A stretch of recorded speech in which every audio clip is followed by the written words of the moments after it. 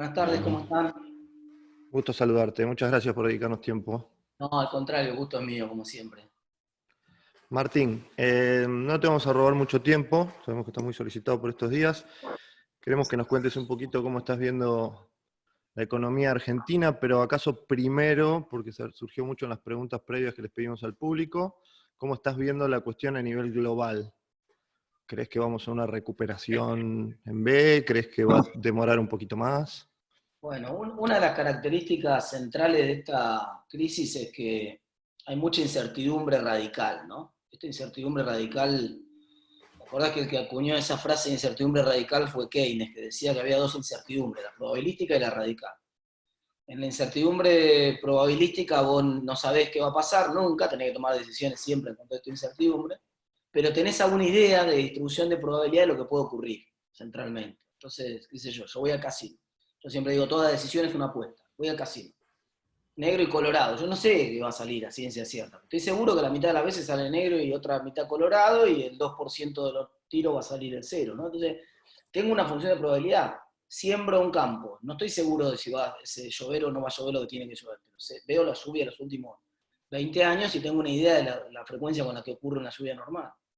El problema acá es que todavía está cayendo el meteorito, no sabemos cuántos meteoritos vienen atrás, hay países que están saliendo y que hay algunos epidemiólogos hablando del peligro de la segunda ola, que podría haber un rebrote, mirando experiencias anteriores de otras grandes epidemias.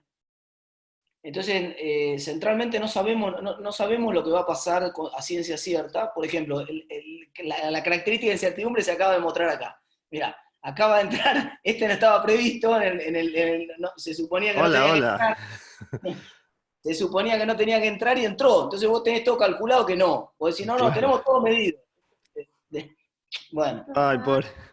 O sea que nos estamos sintiendo pésimo de quitarte No, tiempo con tu hijo.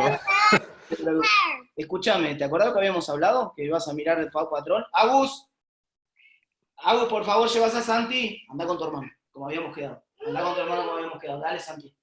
Bueno, Entonces, si recién valorábamos el tiempo que nos está dedicando, ahora lo no, no te valoramos el preocupes, doble. no te preocupes. Santi, anda con tu hermano, te lo digo en serio. Llévatelo, por favor, como habíamos quedado. Bueno, ahora hay una disputa entre hermanos. Digo, vos lo tenés, este es el buen ejemplo, les juro que no lo hice a propósito, pero parece un buen Totalmente. ejemplo. Vos lo tenés planificado de una manera, vos pensás que vas a salir de una manera de la cuarentena. Lo tenés todo calculado de una manera, y en el medio te pasa otra cosa distinta, que es incertidumbre probabilística. Vos no tenés la menor idea de lo que puede pasar. Vienen, ahora se empiezan a pelear acá. Agustín, por favor, llévate a tu hermanito. Ya te habíamos quedado en eso. Listo. Entonces, volviendo a la normalidad, porque igual es lo que hay, como nos pasa con la cuarentena, que hay que tomar decisiones igual en el contexto de la cuarentena, acá hay que trabajar igual en el contexto de con los chicos jugando el mismo escenario. Se entiende, Entonces, se entiende. mi preocupación es que todo el mundo está modelando esto como si esto fuera un feriado. Los colegas dicen, bueno, acá Mm. lo que pasa es un feriado que cierra todo el mundo, multiplican por la cantidad de feriados, dicen, 60 días de cuarentena, perfecto, esto le va a costar al PBI X porcentaje, y no está ocurriendo eso. Si primero en el mundo no está claro que vaya a ocurrir, mucho menos en Argentina. ¿Por qué mucho menos en Argentina? Porque encima acá la pólvora con la que le estamos tirando a todo esto es una pólvora que está mojada. Es decir, Claro. estamos tirando con una política monetaria ineficiente porque no tenemos moneda, con una política fiscal completamente ineficiente porque no tenemos, ni siquiera las capacidades del Estado se están quedando de manifiesto en este momento. Está quedando claro lo que el Estado puede y lo que el Estado no puede hacer. Fíjense que no pudo el Estado ni siquiera discriminar quiénes eran trabajadores informales en la Argentina. Armó un programa como el IFE, 3.600.000 personas calculó que lo iban a recibir, se le colaron 4 millones, error de inclusión del programa más del 100%, entraron 4 millones colados, y quedó afuera 1,5 millones de personas que justamente no tendrían que haber quedado afuera. Si hay alguien con el micrófono prendido, Ahí ahí. está, ahí está. Entonces, ese problema que estamos viendo con el IFE se replica en cada uno de los programas de gobierno. Arrancó el programa de subsidio a tasa cero crédito a tasa cero para monotributistas y autónomos.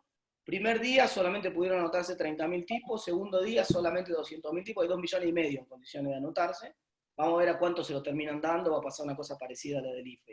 Y así te pasa lo mismo. Entonces, con cada sector que estés analizando. Entonces, buena parte del sector productivo de la Argentina está como con un yeso. no puede caminar porque tiene un yeso puesto por el propio Estado que no te deja caminar. Y cada día que vos pasás con ese yeso puesto, es un día que el músculo, o sea, el tejido productivo, se debilita más. Entonces, la idea esta de que yo me saco el yeso y la economía va a seguir andando, no es así, digamos. Vos sabés que cuanto más días pasás en cuarentena, el efecto es que cuando vos te sacás el yeso, después no podés caminar y si pasás demasiados días, inclusive salís en silla de ruedas del hospital. Y después viene una tarea de reconstrucción del tejido muscular. Y eso es lo que me preocupa particularmente en Argentina. En el mundo, por supuesto. ¿Por qué en el mundo? Porque a la recuperación en B que todo el mundo está viendo le falta una pata en el mundo en general. Primero la del sector petrolero. No está claro cómo van a quedar los países que son exportadores de petróleo, muchos de los cuales son de la región y socios nuestros. Por ejemplo, Brasil.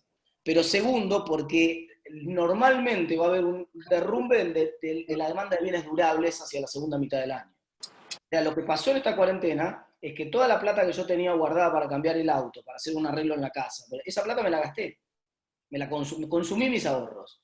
Entonces, como desahorré, consumí mis ahorros, y encima hay mucha incertidumbre hacia adelante sobre si puede venir o no una segunda ola, etc. Entonces es muy difícil que alguien tome decisiones de consumo en el mediano plazo. Cuando vos consumís un bien durable, por ejemplo un auto, estás tomando una decisión de consumir en los próximos 5 años. Ponele que el auto se amortiza en 5 años, vos estás consumiendo el año más los próximos 4 años, todos los años estás consumiendo. Por eso el único consumo que sí tiene chance de volver es el consumo instantáneo. Porque es un consumo donde yo no me comprometo más allá del momento en el cual estoy haciendo consumo. No necesito saber qué va a pasar mañana, si va a haber mundo o no mañana. Porque estoy haciendo una salida hoy, una comida hoy, se termina en el momento. Ahora, cualquier inversión de mediano o largo plazo, sea estrictamente hablando una inversión, o sea una compra de un bien de consumo, es una cosa que yo voy a postergar, que no voy a hacer en el momento. Entonces vas a ver derrumbe, por ejemplo, del sector automotriz, que encima se le pasa en este hemisferio la estacionalidad, porque todo el mundo, y allá también en realidad, todo el mundo quiere el auto 0 kilómetros, digamos, es difícil, cuando vos mirás la estacionalidad del sector automotriz, el primer semestre como se venden la mayor parte de los autos. En el segundo semestre la gente en general no cambia el auto por una razón obvia de estacionalidad. Entonces, te va a quedar un derrumbe de la demanda de todos los bienes durables, un derrumbe del sector turismo. Claro, ahí cada sector tendrá su flexibilidad de precios y vamos a ver cómo encuentran el equilibrio, ¿no? Está este famoso dicho que decía Broderson en un momento de la década del 80, que le discutían si podía parar. No, perdón, no era Broderson, lo repitió después Blecher en el año 2002, cuando puso la tasa 120 para parar la corrida, aquel dólar que se había ido de 1 a 1 de la convertibilidad a 4 a 1, ¿se acuerdan? Y parecía que se iba a 10, algunos decían que se iba a ir a 10, y Blecher puso la tasa 120. Y en el momento dijo, bueno, no hay angurria, mejor dicho, no hay miedo que no pueda ser frenado con la suficiente angurria, ¿no? Y entonces, ¿esto qué quiere decir? Que había una tasa que paraba la corrida, porque la gente iba a querer ganar esa tasa y ya la angurria iba a ser un poco más valiosa como motor canalizador de comportamiento. Y acá pasa lo mismo. No hay precio que no compense el miedo. Sí, mucha gente decía, ¿se va a subir alguien en un avión para volar y el sector turismo va a poder repuntar incluso cuando se levanten las cuarentenas y todo lo demás? La gente tiende a decir no, la primera respuesta, pero ofreceme una semana en Aruba para toda mi familia a $800, y no sé si no me subo al avión, ¿me entendés? Voy adentro me pongo una bolsa de residuos adentro, voy bien así, pero me voy a subir igual, porque el precio va a ser lo suficientemente atractivo, y realmente, en el caso puntual del turismo que estamos mencionando, tienen un costo fijo fenomenal y un costo variable relativamente bajo. Entonces vos tenés todos los hoteles ahí, están vacíos, digamos, no te cuesta nada ofrecérmelo a $10 inclusive. Y entonces quiero decir, va a haber un precio probablemente que equilibre eso, pero realmente creo que están sobreestimando la B corta, creo que la B corta la están pensando así, en el mejor de los casos va a ser así. Y en segundo lugar, en el caso particular de la Argentina, cuando todo esto pase, recién empiezan los problemas. Porque ahí vamos a ver las consecuencias en materia de emisión monetaria. Quiero decir, hay 120.000 millones de pesos más en la economía de los que había en circulación, de los que había hace un mes atrás. Y encima se cae la demanda de dinero, o sea, a algún lugar van a tener que ir todos esos pesos. Entonces uno dice, bueno, ¿qué está pasando? Algunos dicen, se frenó mucho la velocidad de circulación ahora, la gente por las dudas quiere tener dinero, demanda precaución, por las dudas, bueno, ponele, te lo tomo al punto ese, Pero esto va a pasar la pandemia y nos vamos a encontrar con un Estado. Termino con un número y ahí abrimos las preguntas.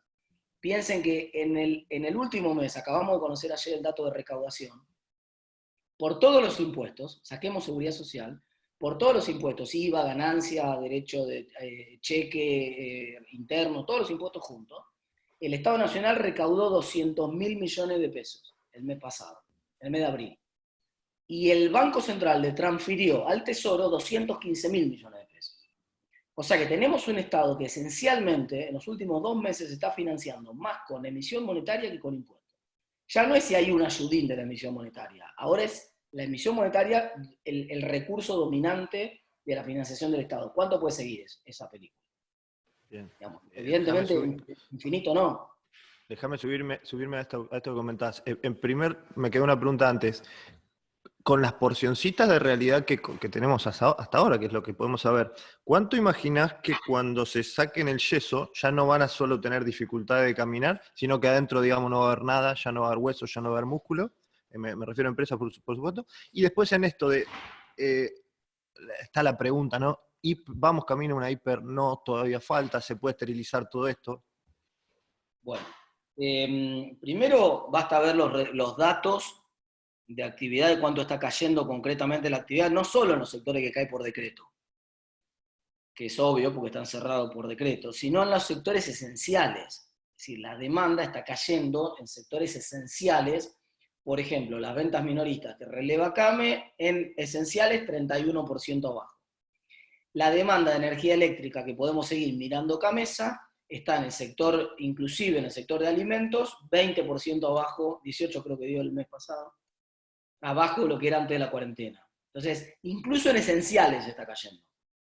Porque, por ejemplo, productores de insumos hospitalarios, por poner un caso puntual del sector productivo, vos decís, no, es esencial, el hospital está abriendo y a este lo dejan laburar porque es productor de insumos hospitalarios, salta la cuarentena.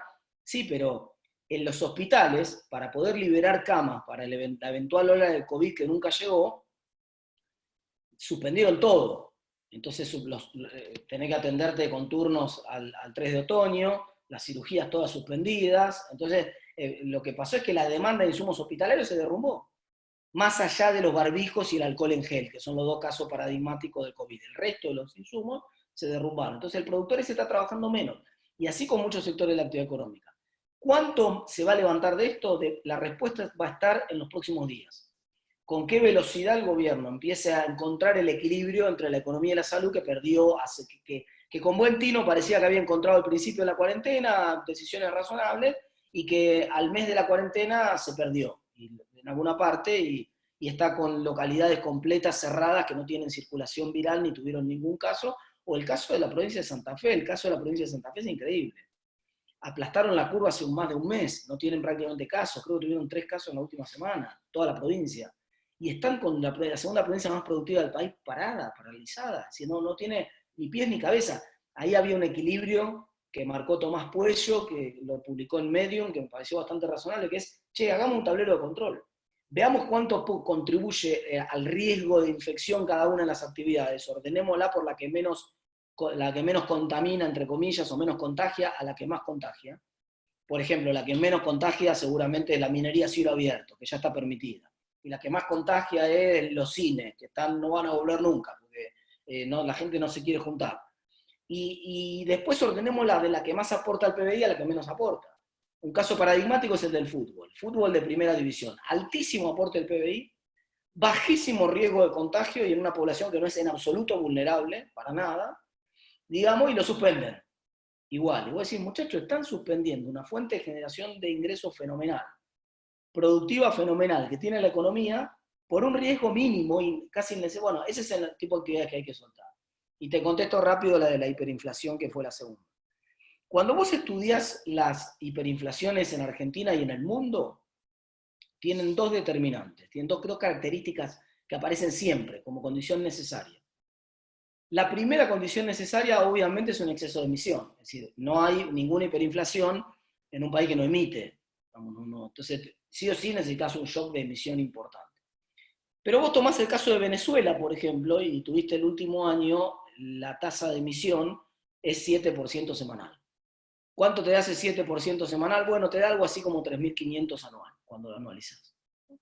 Y vos decís, pero tuvieron cerca de 1 millón, una locura lo que fue la hiperinflación venezolana. Claro, porque cuando vos ves las series de IPC y cantidad de dinero en los países de hiperinflación, son series que en el proceso de aumento de la inflación van de la mano, como yo decía el otro día, dos novios adolescentes, no se separan para nada, van siempre juntitos, pero en el pico de la hiperinflación se corta solo el índice de precios. O sea, hay algo ahí que no es el aumento de la cantidad de dinero y que es evidentemente el colapso de la demanda. Entonces, en un momento, ¿y cómo se produce en la práctica ese colapso? Vamos de la teoría a la práctica, ese colapso de la demanda. Vos inyectás un montón de pesos en la economía. Al principio se lo pones a alguien que realmente lo necesita, lo va a hacer circular ese peso, no se lo va a quedar. Por ejemplo, lo repartís en el ingreso familiar de emergencia. El tipo va y gasta con ese ingreso familiar de emergencia. Y el del almacén, que facturó más porque se cobró esa semana el IFE y tiene un montón de excedente, y no lo tiene que gastar, porque además están todos los servicios cerrados y no tienen que gastarlo, el tipo dice, ¿en qué acumulo esto? Me voy al dólar. Y cuando se va al dólar, ahí viene el problema. O sea, no me quiero... En realidad, el tipo lo que está haciendo es saliendo del peso. No importa que se vaya al dólar, se podría ir al marco alemán en la década del 80 o a lo que fuere. El tipo se quiere ir del peso. Lo más fácil, la salida más fácil, la puerta más accesible que tiene es el dólar. Y cuando se va al dólar, en un momento el del dólar, vos necesitas del otro lado del mostrador un tipo en dólares que quiera entrar, porque la ventanilla del Banco Central está cerrada. Entonces vos para irte al dólar necesitas un tipo en el mercado que quiera irse a los pesos. Ahora, en un momento en el cual el peso vale cada vez menos, el tipo dice, no, yo estoy en dólares, no te voy a largar estos dólares, por eso papelito pintado que tenés vos ni loco. Te lo vendo a 200. En un escenario normal, ese que te dice te lo vendo a 200, vos le decís, no, pará, estás loco, no te pago los 200. Pero cuando se acelera la salida de la demanda de dinero, pasa que vos no mirás el precio. Vos decís, mira, no importa cuánto, dame dólares. Me queman estos papeles. Bueno, entonces uno dice, bueno, a 200, y otro dice, bueno, a 300. Y da lo mismo lo que diga, vos igual te deshacés de los pesos, escala el tipo de cambio de manera estratosférica y se van los precios al demonio y tenés una hiperinflación. Hoy todavía no está ese escenario. Hoy todavía no está ese escenario. Pero si el gobierno sigue emitiendo al ritmo que viene emitiendo y desaparece un poco la incertidumbre esta que está generando un poco de demanda de dinero por razones precautorias y la gente vuelve un poco a la normalidad, el riesgo es bastante grande. Bien, gracias Martín. A ver, hay muchas preguntas, las agrupo en, vamos, preguntas respecto a la deuda, ¿no? De si ves que hay algún margen para mejorar la propuesta, cuán probable es que haya un default parcial. Bueno, ayer vimos casi un paso de baile entre los acreedores y el gobierno, porque además se conocieron, se filtraron, y parece ser que la filtró el propio Ministerio de Economía, la oferta que había hecho uno de los principales grupos, BlackRock, y la propia oferta que había hecho el gobierno antes, o sea, un draft con el primer ensayo que había hecho el gobierno antes. ¿Sí? Y esencialmente lo que le dicen los acreedores es, bueno, no me pagues nada estos 4 años, pero después de los 4 años, si querés te pateo un poco los vencimientos de capital, pero los intereses pagame todo. Después de 4 años pagá la tasa normal que estás pagando, que en promedio en Argentina es 5,5% de los bonos actuales. Y Argentina dice, mira, yo puedo pagar la mitad de eso. O sea, ahí está la distancia grande. Yo puedo pagar la mitad de eso. Todo lo demás lo discutimos. Si los vencimientos los pateamos en el tiempo, no los pateamos, si te quito, si no te quito sobre el principal. Ahí está el margen de negociación del gobierno. Ese 7% que agregó innecesariamente de quita de capital el gobierno, tranquilamente puede dar marcha atrás y decir no hay ningún problema con eso. Pero lo que no va a hacer el gobierno es moverse del piso ese de 2,5 puntos del PBI. ¿Qué le dicen los acreedores? Le dicen, escúchame,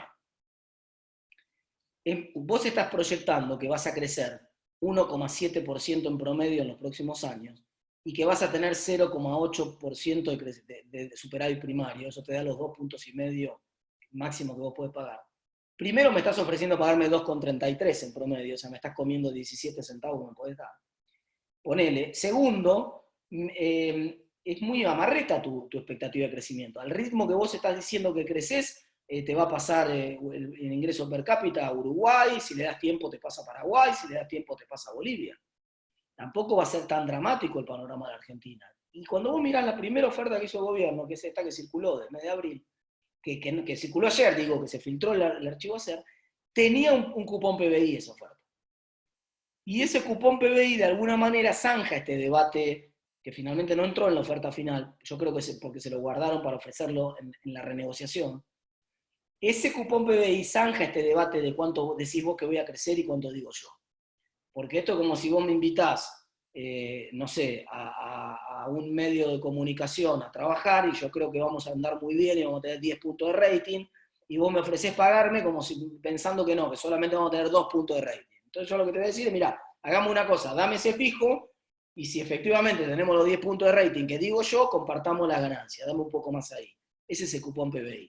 Entonces, ese me parece que es una gran posibilidad que tiene el gobierno para alcanzar un acuerdo. Recuerden esto que ya todo el mundo comentó, pero que no viene de más, no está de más, que es el 8 vence el plazo autoimpuesto por el gobierno, pero el gobierno entra en default recién el 22 de mayo, porque no tiene ningún vencimiento ahora.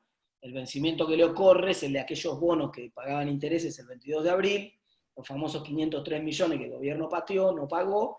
Esos 503 millones entra en default a Argentina técnicamente el 22 de mayo si no cumple. Entonces, le quedan ahí como 2 semanas a Argentina para tratar de encontrar un acuerdo más civilizado y poder volver a la normalidad. Déjame agregarte una curiosidad, voy a apelar a que vos también sos un académico, pero toda esta movida de apoyo de los académicos, ¿no? De Stiglitz, Reinhardt, Mazzucato, Piketty, ¿sirve para algo o es solamente para que nos entretengamos un rato? Hay un viejo dicho que dicen en Estados Unidos, que es uno de mis favoritos y que de muchos economistas, ¿no? Que es, put your money where your mouth is. Claro, claro. O sea, yo le creo al tipo que opina con el billete, ¿no? Al que opina. Yo también te digo lo que tenés que hacer con tu guita, pero después tú es la tuya, ¿no? O sea, hay que ver lo que hago yo con la mía. ¿Viste? Vos decís, no, hay que. Y esto es una cosa interesante. Una de las cosas que comenta Schiller, el premio Nobel de Economía, de Economía de Comportamiento, que se lo dieron justamente por hacer economía financiera, comportamental. Él dice siempre que una de las todos los tipos, inclusive Markowitz, que ganó el premio Nobel por mostrar cómo había que balancear la cartera entre riesgos, qué sé yo, finalmente el tipo, cuando le preguntaron, le dijeron, ¿y usted cómo tiene sus inversiones? El tipo dijo, no, yo tengo un tercio acá en acciones, un tercio en bonos del Tesoro norteamericano y un tercio. O sea, tampoco el tipo la tenía óptimamente armada, el tipo tenía una regla medio básica, como la que podemos tener cualquiera de nosotros, y tenía un poco de diversificación de riesgo, obviamente, pero no era una diversificación óptima, ni usaba su modelo matemático para armar su propia cartera. Entonces, a veces yo puedo teóricamente decir cualquier cosa, pero en el fondo no me la creo tanto. Hay que ver si ponen la plata donde ponen la boca. Si los tipos dicen, me parece hermosa la propuesta, es más, están los bonos argentinos baratísimos, vamos masivamente. Si Stiglitz mañana anuncia, puse mi fondo de pensión, claro, toda la plata que tenía para la jubilación, en los bonos argentinos que están ahora al borde del default, yo la verdad digo, hasta lo tomo un poco más en serio. Claro. Me están preguntando mucho por el tema cuasimonedas. Cuasimonedas, ¿son inevitables? ¿No lo son? ¿Son una buena idea? ¿Son una mala idea? A ver, empecemos por las provinciales, porque después está esta idea de Melconian de la corona moneda. Esa es una pregunta también. Sí. Empezamos por las provinciales. Supuestamente están prohibidas por ley. Vamos, vos no podés, después de lo que pasó en el 2001, etc., hay una ley que dice que las provincias no pueden emitir cuasimonedas. Pero en realidad ya estaban prohibidas por la Constitución, si te pones, si me apuras un poco. Digamos, la potestad de emitir monedas es una de las potestades delegadas por las provincias, así que no pueden emitir moneda las provincias. Y el problema de las cuasimonedas es la línea que separa una cosa de la otra. Digamos, ¿qué va a pasar? Ya está pasando. Muchas provincias están pagándole a los proveedores con bonos. Eso es inevitable. Ya pasó, ya está pasando y se va a profundizar.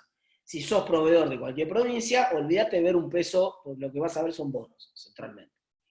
Ahora, el tipo ese que es proveedor también tendrá alguna espalda para pagar algo de salario, pero finalmente tiene que darse vuelta y pagarle un montón de gente. Entonces, en algún momento ese tipo se va a dar vuelta, que le pagan con esos bonos, va a ir a un corralón o a algún otro lugar y va a decir, che, me bajás mercadería, ¿cuánto me tomás? ¿Cuánto sale, no sé, los ladrillos eso? Y sale 200 pesos la caja. Bueno, ¿qué aceptás? No, pesos nada más. Mirá, tengo los bonos estos.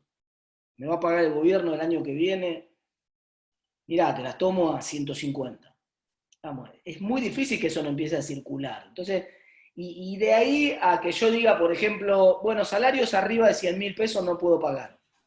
Entonces voy a pagar 100.000 en efectivo y el resto con un bono, y cuando pueda pagar se los voy a devolver, por ejemplo. Pero no va a ser una moneda, ¿eh? Digo yo, porque no quiero ir preso. Entonces yo voy a decir, no, no va a ser una moneda. Pero ¿cómo hago para parar que el tipo ese que cobra con esos bonos y necesita irse de vacaciones, necesita cambiar el auto o algo, vaya a la concesionaria, que encima nos venden un auto partido por la mitad, y le diga al tipo de la concesionaria del auto, che, mirá, vos querés vender, ¿no? Sí, yo quiero sacarme encima los bonos. ¿Me los tomás? Bueno, dale. Y ahí empieza a circular, y una vez que empieza a circular es una cuasimoneda. Es muy difícil de evitar. En las provincias, sobre todo como está cayendo la recaudación, incluso aunque levantaran mañana la cuarentena, creo que ya es difícil de parar esto. Y lo que estamos discutiendo es el límite entre Claro. cuán más cerca el bono está y cuán más cerca el dinero está. Finalmente, porque inclusive los patacones, si ustedes se acuerdan, eran un bono, pagaba 6% de interés al año, era un bono, pero terminó siendo una moneda. Y finalmente la versión de Melco, la versión de Melco es una versión de economía cubana, si ustedes se ponen a pensar. Cuba tiene un mecanismo parecido, tiene el sistema bimonetario. El CUC. El CUC es esa moneda que es equivalente a la divisa, sería el peso nuestro ahora, el CUC. Digamos. Ese CUC es una moneda, se llama convertible, pero supuestamente te cobran un impuesto, no es tan convertible, pero esa es la moneda divisa, digamos. La moneda, pero además tienen la moneda nacional. Y la moneda nacional, que es la que usan ellos para la mayor parte de las operaciones diarias, no puede ir contra el dólar, no puedes ir a comprar con moneda nacional. Claro, el peso cubano.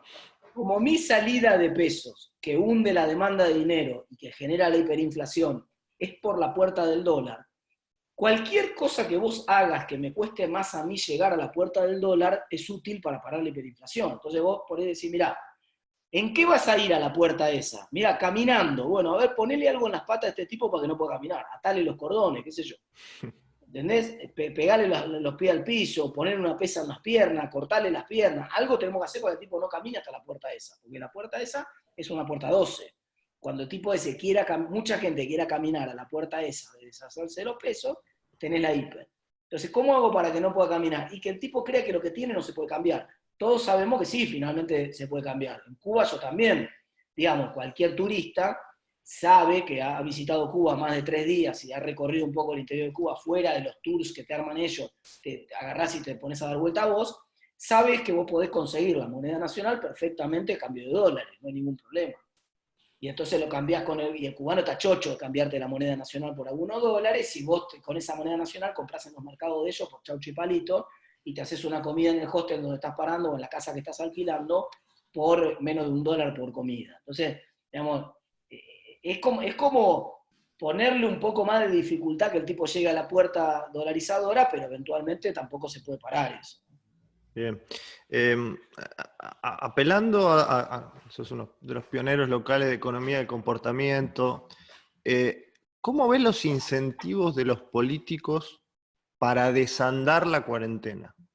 Todo mal, una trampa tremenda. La cuarentena terminó siendo una trampa tremenda. Digamos, nosotros, de hecho, mirá, a mí me costó al principio debates profundos con mucha gente que decían, acá no pasa nada. Yo decía, guarda que el fenómeno, digamos, una de las cosas que aprendimos y que logramos transmitir los economistas, que para nosotros es cosa de todos los días, pero para el resto de la gente no, es el fenómeno de la exponencialidad, ¿no? Hay fenómenos exponenciales. Y alguien puso en Twitter una frase que me pareció formidable, que no me acuerdo ahora quién fue para felicitarlo, pero dijo algo así como, el momento de actuar cuando te enfrentás con un fenómeno exponencial es cuando parece demasiado temprano.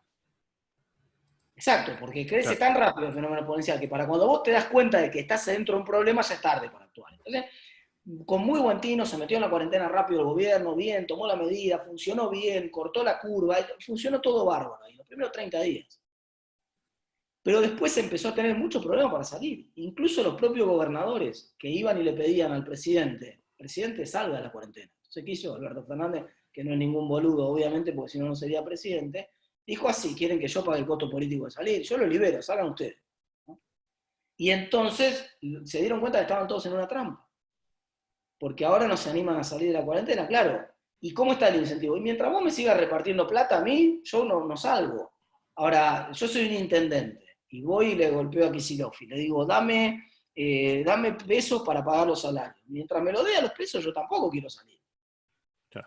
Y vos me preguntás a mí si yo quiero salir y todos los meses por abajo de la puerta me tirás 50.000 pesos para que yo coma, por ahí me quedo adentro un mes más.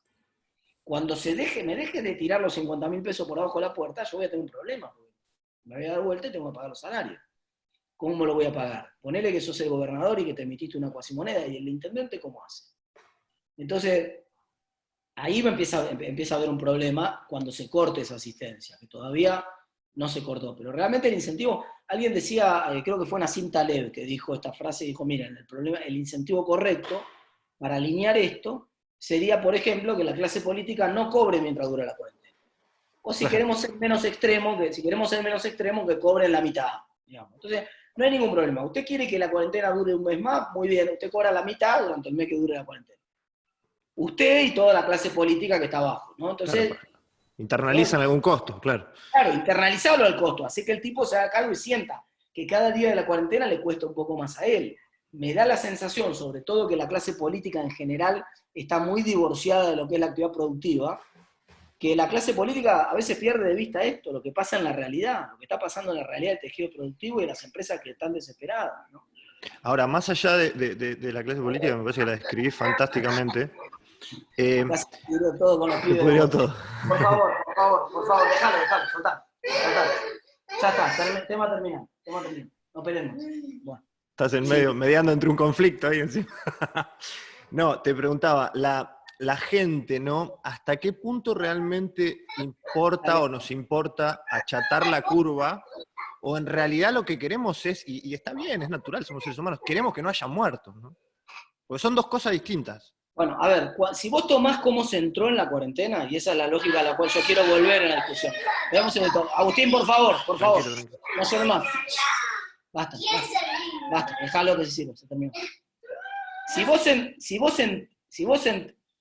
Volvemos al inicio de cómo entramos en la cuarentena, a nosotros nos convencieron los epidemiólogos, y lo entendimos, lo tuvimos que aprender porque nosotros no sabíamos nada de esto, que si nosotros no hacíamos nada, la curva de casos con necesidad de atención crítica iba a superar rápidamente la capacidad del sistema de salud. Sí. Ahora, yo hago la pregunta al revés. ¿Hubiera entrado en cuarentena el mundo entero, la mayoría de la clase política, si hubiera tenido la certeza de que no se desbordaba el sistema de salud? Claro, esa es la pregunta. Probablemente la respuesta hubiera sido que no. Agustín, es la última vez que te lo digo. Voy a contar hasta 3. A la 1, a las 2, retírate. A las 3, retírate. Es la última que te lo cuento. Chau. Bien.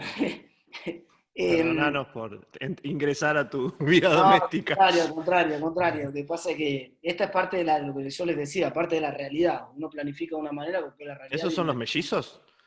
No, el más bravo de los mellizos no está, eso es lo más grave. Está en este momento con la madrina, o sea que si llegara a venir el más bravo, ya hubiera volado todo por arriba. Claro. Hubiera sido así, bueno, pero claro, ese es el problema central. El problema central es que el argumento fue, tenemos que entrar para aplanar la curva, y entonces uno dice, bueno, ya se aplanó la curva, ¿no te parece que ya es el momento de...